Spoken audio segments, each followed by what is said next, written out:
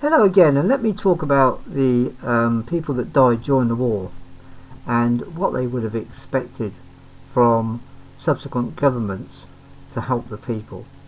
Now, we all know deep down that the people that died during the war would be absolutely over the moon with what we've done. Absolutely over the moon. You know, we now have over 4 million people in poverty going to food banks, and this is what they all fought for. Surely it was to get people in poverty and make people a lot richer than they should be, because that's what we need. We need people to be rich, and they knew that when they were dying, when they were all dropping dead. They knew the sort of society that we would build. And we've built a great society. In fact, we've almost got rid of the Union. That's absolutely amazing. You know, everybody that fought during the war to get rid of the Union, and they knew that at the time. You know, they knew that. They weren't fighting for no Union Jack. They were fighting for England, or whichever country they represented. So they weren't fighting for no Union Jack, it was just a flag. And now that all the rich people are richer than they've ever been before, I'm sure that they're looking down on everybody now, thinking what a great job we've done. What a bloody marvellous job we did. We have given the rich the power. Amazing. You know, we felt sorry for them, and we feel sorry for them once a year, every year. We remember them because they have made our society the society that we have today. Thank you very much. And not only that, keep voting Conservative. Remember that. Keep voting Conservative. Conservatives will always do right by you. Remember that. Anyway, the other part of our manifesto, and it isn't actually mentioned in there, is that we have to make Jeremy Corbyn seem a little bit funny.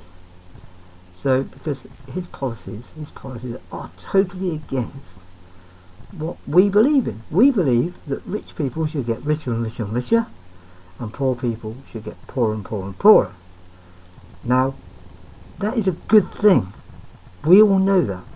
You have been brainwashed to believe that. We've done a good job on you. We have now got almost complete control, because not only is he a good person in the fact that he wants to change everything. He wants to change everything to make it fair. How dare he even think of fair? He thinks of fair being that poorer people should have more money and that richer people should have less. Where's fairness in that? Good God, whatever next? It doesn't matter whether people are poor or people are rich, so long as they're happy. Now, if there's unhappy people, then obviously we need to find out about these unhappy people. But most people today are happy because they believe that they are doing a good job. They're getting paid at the end of the week. They are getting through month to month. Well, most of them are, not all of them, but most of them are getting through month to month. And then when they get old and they have to go into a retirement home, if they're lucky enough to own a house, we'll make them sell it, and they can then give it back to the state. Well, not back to the state actually, back to the private industry.